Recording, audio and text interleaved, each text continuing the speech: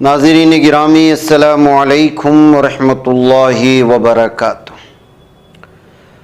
आज की बात ख़ास बात में आप लोगों का इस्तकबाल है। नाज़रीन गिरामी, मैं अंसार अज़ीज़ नदवी इस वक्त दिन भर से आई हुई कुछ अहम तरीन ख़बरों की तफसीलात लेकर आप लोगों की खिदमत में हाजिर हूँ।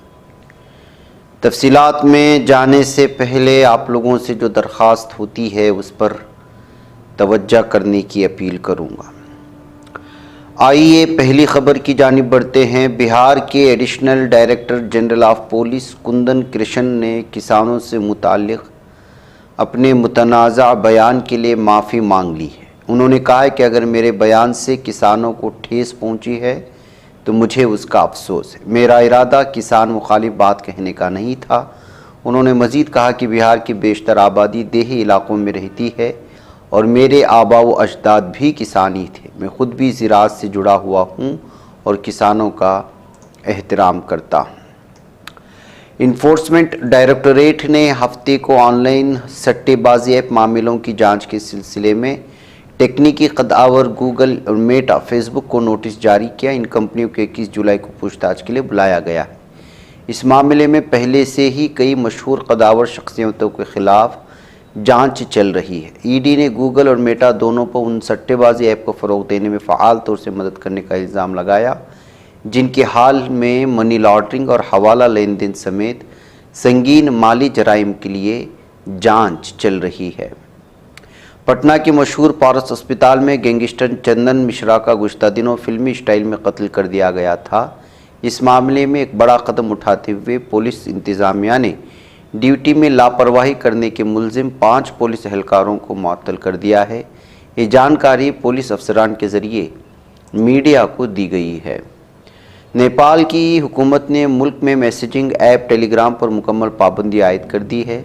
नेपाल टेली कम्युनिकेशन अथॉरिटी ने तमाम इंटरनेट और मोबाइल सर्विस फराहम कुनंदगान को हुक्म दिया है कि वह फौरी तौर पर इस ऐप की रसाई बंद करें। यह फैसला नेपाल पुलिस के साइबर ब्यूरो की बार बार तंबीहात और सिफारिशात के बाद सामने आया है, जिन्होंने टेलीग्राम को माली धोखाधड़ी और मनी लॉन्ड्रिंग जैसे जराइम में इस्तेमाल होने वाला प्लेटफॉर्म करार दिया था। पंजाब से आम आदमी पार्टी के लिए एक बार फिर बुरी खबर सामने आई है। खरड़ इलाके से रुकन असम्बली अनमोल गगन मानसोही ने इस्तीफ़ा का ऐलान कर दिया है। उन्होंने सोशल मीडिया प्लेटफॉर्म एक्स पर इस सिलसिले में जानकारी शेयर की है। उन्होंने अपनी पोस्ट में लिखा कि मेरा दिल भारी है, लेकिन मैंने सियासत छोड़ने का फ़ैसला कर लिया है। रुकन असम्बली अहदे से स्पीकर को दिया गया मेरा इस्तीफ़ा मंजूर किया जाए। मेरी नेक ख्वाहिशात पार्टी के साथ हैं। मुझे उम्मीद है कि पंजाब हुकूमत अवाम की उम्मीदों पर खरी उतरेगी। हिंदुस्तानी पायलटों की तंजीम फेडरेशन ऑफ इंडियन पायलट्स ने the wall street journal writers के खिलाफ कानूनी नोटिस जारी किया है। FIP का कहना है कि इन गैर मुल्की मीडिया हाउसेस ने एयर इंडिया की परवास EI-171 के हादसे को लेकर बेबुनियाद और तौहीनामेज़ खबरें शाये की। पायलटों ने इन खबरों को फ़ौरन वापस लेने और माफ़ी मांगने का मुतालबा किया है। बिहार में असम्बली इंतखाबात से पहले कांग्रेस ने नौजवानों को रोज़गार देने के वादे को लेकर अमली कदम उठाते हुए हफ्ते को पटना के ज्ञान भवन में एक रोज़गार मेले का इनेकाद किया।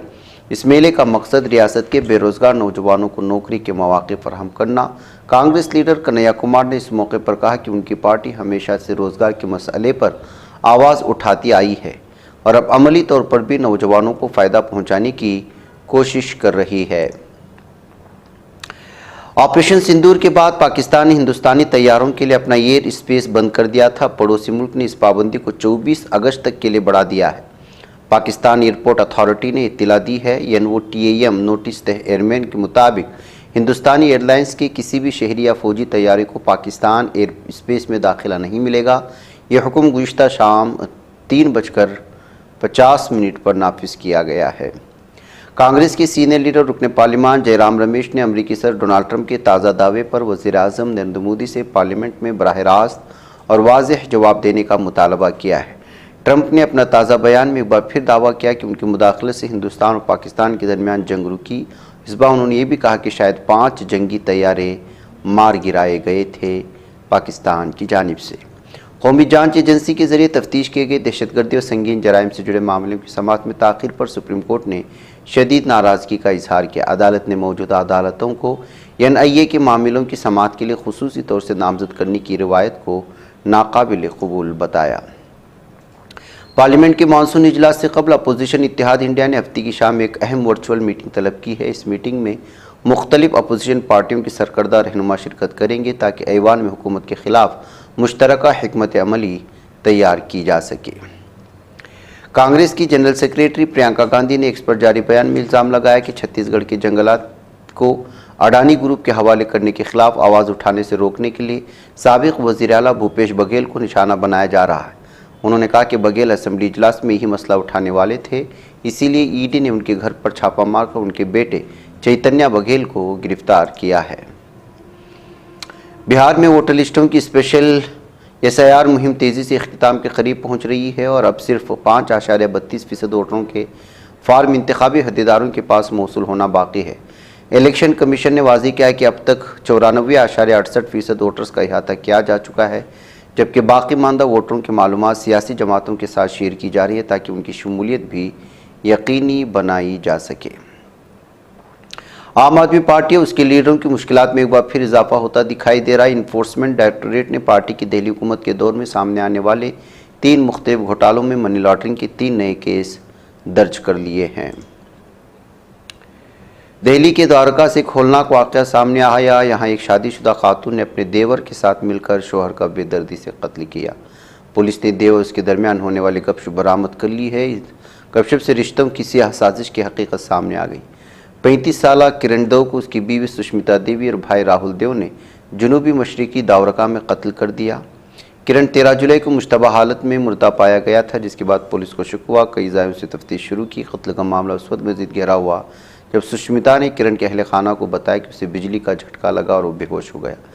किरण की फौरी तौर पर अस्पताल ले जाया गया, जहां डॉक्टरों ने इसे मुर्दा करार दिया। सुष्मिता राहुल उनके वालिद ने पोस्टमार्टम की मुखालिफत की, जिससे ख़ानदान को शक हुआ। उन्होंने पुलिस की तहकीकात का मुतालबा किया। सुप्रीम कोर्ट ने चांदनी चौक में गैरकानूनी तामीरात वाली जायदादें सील करने का हुक्म दिया है। ये हुक्म जस्टिस सूर्यकांत और जस्टिस जोए माल्या की बेंच ने दिया। अदालत ने चांदनी चौक में मुबैना तौर पर जारी बड़े पैमाने पर गैर कानूनी और गैर मजाज तामीरात की मजम्मत की है। उधर नाज़िग्राम में कानवड़ियों की हड़दंगी, मारपीट करने, ढाबों में तोड़फोड़ करने की खबरें तवातुर से आती रहती है। ऐसी एक खबर यूपी के मिर्ज़ापुर से आई है। एक रिपोर्ट के मुताबिक उत्तर प्रदेश के मिर्ज़ापुर रेलवे स्टेशन पर शनिचर को उस वक्त हंगामा हुआ जब कानवड़ यात्रा पर निकले कुछ नौजवानों ने CRPF के एक नौजवान की बेदर्दी से पिटाई कर दी। ये वाक़या उस वक्त पेश आया जब जवान ब्रह्मपुत्रा एक्सप्रेस को पकड़ने के लिए टिकट खरीद रहा था। इस दौरान उसका कुछ कानवाड़ियों से झगड़ा हुआ जो बाद में तशद्दुद में बदल गया।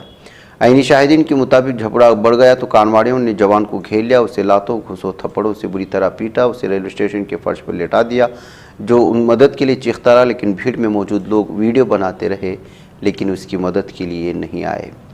कतर ने इसराइल की जानिब से फ़िलिस्तीनी शहर अल खलील में वाक़ तारीख़ी इब्राहिम मस्जिद पर कंट्रोल हासिल करने की कोशिशों की शदीद मजम्मत की है। कतरी वज़ारत ख़ारिजा ने इसराइल को इस मुजवज़ा कार्रवाई को बैनुल-अक़वामी क़ानून और अक़वाम मुत्तहिदा की करारदादों की खुली खिलाफ वर्जी करार दिया है। दुनिया में सबसे मजबूत फ़ौजी ताकत समझा जाने वाला मुल्क अमरीका इन दिनों असलहों की शदीद कमी का सामना करना है। दावा अमरीकी फ़ौज के साबिक करना पेंटागन के साबिक सलाहकार गिलिस मैकग्रोर ने किया है। उन्होंने डोनाल्ड ट्रंप को वार्निंग देते हुए कहा कि अगर अमेरिका मौजूदा हालत में किसी जंग के लिए मैदान में आता है तो वो सिर्फ 8 रोज़ तक ही लड़ सकेगा। उसके बाद उसे जौहरी असलहों का सहारा लेना पड़ सकता है। मैकग्रोर ने यह तबसरा इसी वक्त किया जब डोनाल्ड ट्रंप ने हाल ही में यूक्रेन को अमरीकी असलहों की एक बड़ी खेप भेजने का ऐलान किया था। गाज़ा की जनूबी शहर राफा में आज सुबह एक बार फिर जुल्म और दरिंदगी का बाजार गर्म करते हुए जालिम सहूनी दरिंदों ने और जहन्नमी कुत्तों ने इमदादी सामान की मुंतज़िर बेगुनाह फ़िलिस्तीनियों को निशाना बनाकर एक खूनी सानहा बर्पा कर दिया, जिसमें 32 मासूम फ़िलिस्तीनी शहीद और दर्जनों ज़ख्मी हुए हैं। फ़िलिस्तीनी वज़ारत सेहत ने हफ्ते के रोज़ अपने बयान में बताया कि गुज़श्ता 48 घंटों के दौरान जालिम सहूनी जहन्नमी कुत्तों के जारियत के नतीजे में गाज़ा की पट्टी के मुख्तलिफ़ इलाक़ों में 90 फ़िलिस्तीनी शहीद हुए, जिनमें 3 शहदा की लाशें मलबे से निकाली गईं, जबकि 511 शहरी शदीद ज़ख्मी हालत में अस्पतालों को पहुँचाए गए। गाज़ा में फ़िलिस्तीनी अवाम पर मुसल्लत कहत, प्यास और वहशाना बमबारी के ख़िलाफ़ इस्लामी तहरीक हमास ने पूरी दुनिया में बेदारी के एक पुरअज़्म और हमगीर लहर उठाने की अपील की है। जमात ने मुतालबा किया है कि आने वाला इतवार उसके बाद के दिन दुनिया भर में सहनी जारहियत, मुनज़्ज़म भूख फैलाने की पॉलिसी के ख़िलाफ़ शदीद अवामी रद्द-ए-अमल के दिन बनाए जाएँ। नाज़िर-ए-किराम, इस्लामी तहरीक मुज़ाहमत हमास की सीनियर रहनुमा अब्दुर्रहमान शदीद ने दुनिया भर में बसने वाले फ़िलिस्तीनियों को एक पुरजोश, दरमंद और गैर मामूली अपील करते हुए कहा है कि वो खामोशी, लाताल्लुक़ी और बेअमली का लिबादा उतार फेंकें, उठ खड़े हों और उन मुजरिमों से इंतकाम लें जिन्होंने गाज़ा के बच्चों से उनका निवाला छीना, माओं से उनका दूध छीना और लाखों फ़िलिस्तीनियों को फाका कशी, प्यास और अज़ियत की भट्टी में झोंक दिया है। नाज़िर-ए-किराम, में आज की बात ख़ास बात में इतना। इंशाअल्लाह फिर आप लोगों से मुलाकात होगी। अस्सलामु अलैकुम रहमतुल्लाहि व बरकातहू। ये चैनल हक निगर बन कर कुचल देता है फितनों को, अगर गंदी हो पॉलिसी तो मरते देख कितनों को। इसी बाजार में बिकते हुए देखा है सपनों को, सभी यकसां है ये पैगाम दो गैरों को अपनों को। वतन अहले वतन का है गुले बेखार सीधी बात।